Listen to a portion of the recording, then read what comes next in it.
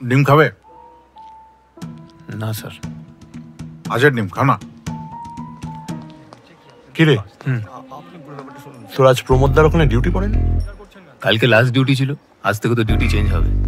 বড়বাবুর সাথে কথা বলেছিস? না। শুনলাম ডিউটিটা এক্সটেন্ড হয়েছে, কথা বলে না একবার?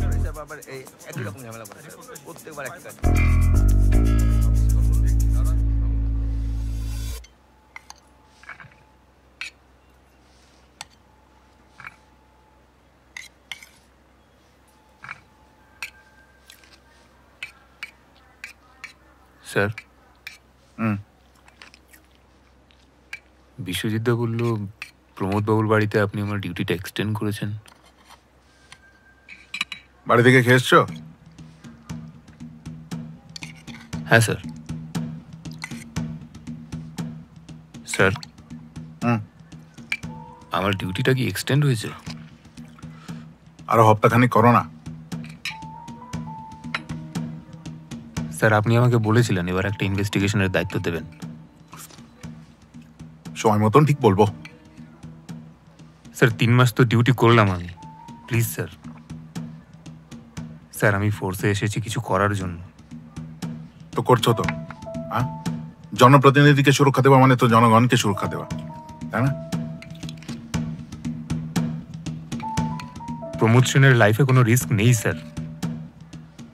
আরেকজন কনস্টেবল তো সারাক্ষণ রয়েছেন ওর বাড়িতে।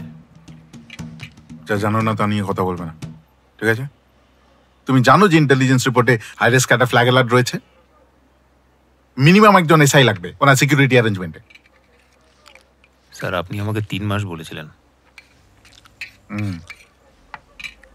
তুমি কাজ শিখবে তো, আমি বলে দেবো। ডিউটির পর বিশ্বজিতের সঙ্গে নাইট পেট্রোলিং এ বেরিয়েও। ততদিন আমি দেখছি তোমার যদি একটা রিপ্লেসমেন্ট পাওয়া যায়। ডিম খাবে?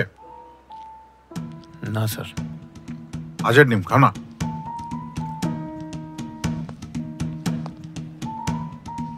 মন দিয়ে কাজটা করো, বুঝলে? অত হুটুপুটি করো না। এসব খুন, ডাকাতি, চুরি এসব ইনভেস্টিগেট করার জন্য সারা জীবন পড়ে আছে। এত বড় একটা লোক, তার সঙ্গে ডিরেক্টলি কাজ করছো, কত বড় ব্যাপার বলো তো? হ্যাঁ, আর কিছু বলবে?